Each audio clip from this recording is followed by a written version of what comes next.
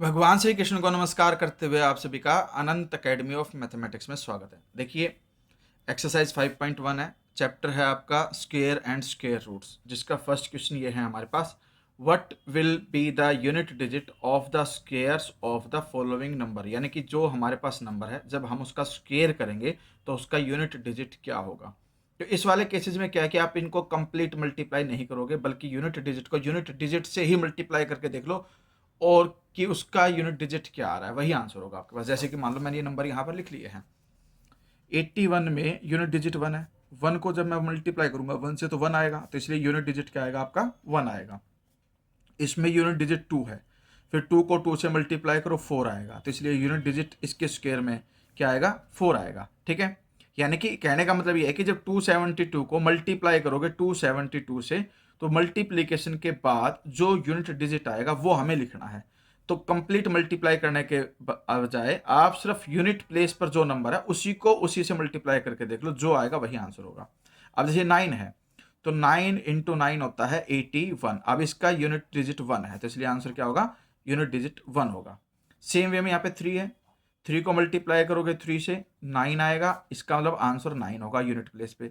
इधर 4 है, 4 इंटू 4 जो है 16 होता है, यहाँ 6 आ गया यूनिट प्लेस, तो 6 यूनिट डिजिट आएगा आपके पास। इसी तरह से 7 है, 7 इंटू 7 49 होता है, तो यूनिट डिजिट क्या आया 9। फिर 8 है यहाँ पर, 8 इंटू 8 64, यूनिट डिजिट 4 आ गया। 0 है, 0 को तो 0 से मल्टीप्लाई करोगे हमेशा 0 ही आता है। फिर यहाँ 6 है, 6 इंटू 6 36, यूनिट डिजिट इज 6।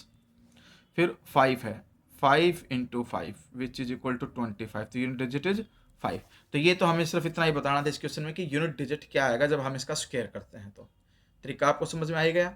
अब हम सेकंड क्वेश्चन पे आते हैं। सेकंड क्वेश्चन क्या कहता है हमें कि the following numbers are obviously not perfect square, give reasons. यानी कि जो ये नंबर हैं ये परफेक्ट स्क्वायर नहीं है, रीजन बताना है हमें।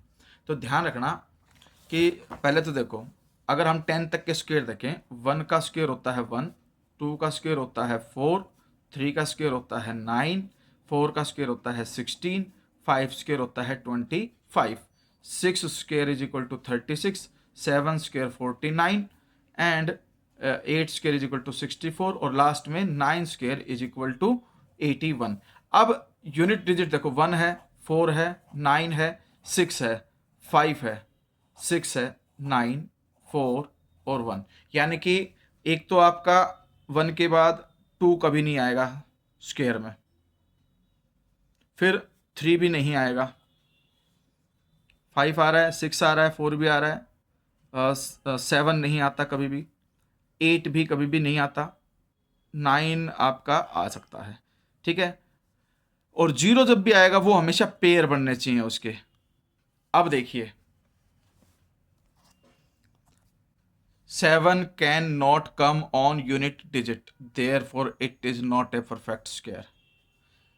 3 can not come on a perfect square number, यानी कि on digit unit place 3 can not be the unit digit of a perfect square number.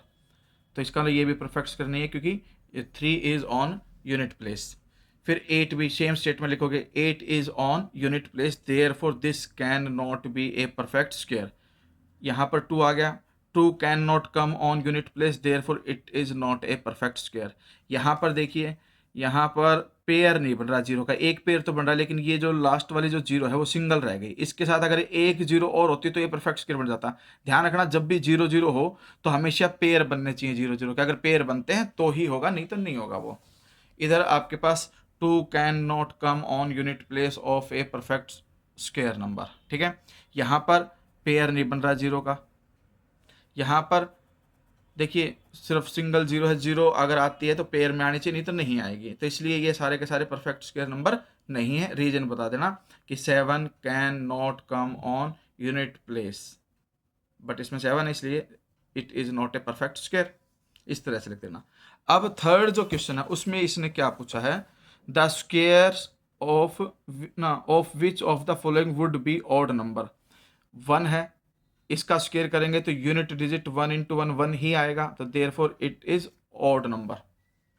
इधर 6 है, 6 का स्क्वायर करोगे 36, 36 में 6 यूनिट डिजिट आ गया तो ये इवन कहलाएगा। 9 9 जा 81, 81 में यूनिट डिजिट 1 आया, 1 आने की वजह से इसका जो स्क्वायर आएगा वो ऑड नंबर होगा, इवन नहीं होगा, तो इसका ऑड होगा, इसका भी ऑड होगा। अब जो ये है इसमें इवन नंबर है लास्ट में तो इसका स्क्वायर भी इवन ही आएगा, इसके लास्ट में इवन नंबर है तो इसका स्क्वायर भी इवन आएगा। इवन से हमारा मतलब है कि लास्ट डिजिट जो है यूनिट डिजिट वो 2 की टेबल का होना चाहिए। 2 की टेबल में 6 आता है इसलिए ये इवन, 2 की टेबल में 4 आता है इसलिए ये नंबर भी इवन, तो इनका जो स्क्वायर होगा वो भी इवन ही होगा। बाकी बच के ये दोनों आपके पास क्या होंगे, ऑड होंगे।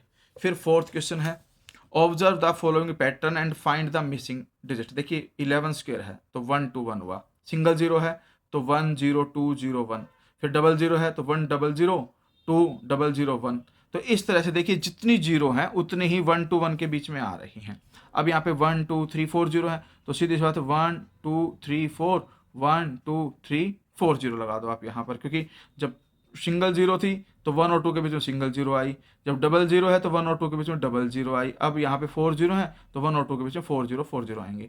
इसी तरह से 1 2 3 4 5 6 जीरो है तो पहले तो 1 लिखोगे, फिर 1 2 3 4 5 6 0, फिर 2 लिखोगे, फिर 1 2 3 4 5 6 0 और फिर 1, ये इसका आंसर होगा। ठीक है, तो ध्यान रखना 11 स्क्वायर 121, 101 स्क्वायर का हो जाएगा 1 0 2 0 1। इस तरह से observe the following pattern and supply the missing numbers. अब देखिए मिसिंग नंबर बताना हमें, 1 1 2 स्क्वायर है तो ये 1 2 1 हो गया, ये 1 0 1 स्क्वायर ये आपको बता ही दिया इसमें। लेकिन ध्यान दो इधर यहाँ पे 1 है 0 है 1 है 0 है 1, यानी कि आपके पास देखिए यहाँ पर 1 और 1 2 टाइम्स 1 था तो इसलिए 2 मैक्सिमम तक गया। यहाँ पर 1 1 1 3 है 1 तो इसलिए 3 तक जाओगे आप, 1 2 3 ऐसे जाएगा, लेकिन बीच में सिंगल जीरो है तो सिंगल जीरो सबके बीच में आएगी। वैसे ही 1 2 3 4 1 आए हुए हैं तो इसलिए 1 सभी के बीच में सिंगल जीरो है तो 1 0, फिर 2 फिर 0 फिर 3 फिर 0 फिर 4 फिर 0। अब ये डिक्रीज होता चलेगा, 4 के बाद 3 आएगा फिर 0, फिर 2 आएगा फिर 0, फिर 1 आएगा। इस तरह से ये नंबर आपके पास बन जाएगा। अब यहाँ पे देखिए 1 0 2 मैक्सिमम 5 तक जा रहे हो तो इसका मतलब आपके पास 1 फिर 0 फिर 1 फिर 0 फिर 1 फिर 0 फिर 1 फिर 0 और फिर 1, 1 2 3 4 5 टाइम्स 1 आएगा, तब आपके पास ये नंबर बनेगा पैटर्न में। ठीक है, क्योंकि इसमें 1 2 3 4 5 मैक्सिमम गया हुआ है इसीलिए 1 जो है वो 5 टाइम्स आएगा, बीच में 0 0 आ जाएंगी। क्वेश्चन नंबर 6 में using the given pattern find the missing numbers. देखिए 1 स्क्वायर 2 स्क्वायर 2 स्क्वायर 3 हुआ, यहाँ पर 2 है, 2 + 1 3 स्क्वायर हो गया, यहाँ पर 2 स्क्वायर 4 3 स्क्वायर 9 और यहाँ पे 2 × 3 6 का स्क्वायर 36, इनको ऐड किया 7 का आया कि 6 + 1 करके एक एक्स्ट्रा ऐड हो गया। इसी तरह से 3 स्क्वायर 4 स्क्वायर तो 3 4 जा 12 आएगा यहाँ, तो 12 में +1 करके 13 बना। सेम वे में 5 स्क्वायर है 4 स्क्वायर है 5 स्क्वायर है तो यहाँ पर जो आएगा वो इन दोनों का प्रोडक्ट आएगा, 4 स्क्वायर और 5 स्क्वायर में 4 और 5 का जो प्रोडक्ट है वो 20 आएगा, तो यहाँ पर क्या लिखोगे 20 स्क्वायर और 20 + 1 21। सेम वे में यहाँ पर 5 है तो 5 6 या 30 होते हैं तो इसलिए यहाँ पे क्या आ जाएगा 6 आ जाएगा, क्योंकि 5 स्क्वायर 6 स्क्वायर पैटर्न बना ना, 1 square 2 square 2 square 3 square 3 square 4 square 4 square 5 square तो 5 स्क्वायर 6 स्क्वायर। सेम वे में 6 स्क्वायर 7 स्क्वायर तो 6 7 जा 42, यहाँ 42 आएगा, 42 का स्क्वायर हो जाएगा। ठीक है, अब यहाँ 42 आ गया तो उससे एक एक्स्ट्रा होता है 43 स्क्वायर, ये आंसर आ जाएगा आपके पास। फिर नेक्स्ट है आपके पास without adding the find the sum. देखिए 1 + 3 + 5 + 7 + 9, मैं आपको एक करके दिखा देता हूँ, उसके बाद आपको समझ में आ जाएगा कि भाई इसमें एक्चुअली क्या होता है। पहले तो इसका पैटर्न समझो आप, मान लो 1 है, फिर प्लस में 3 है, फिर +5 है, फिर 7 है, फिर 9 है एंड सो ऑन करके मान लो आपके पास n टर्म्स हैं टोटल।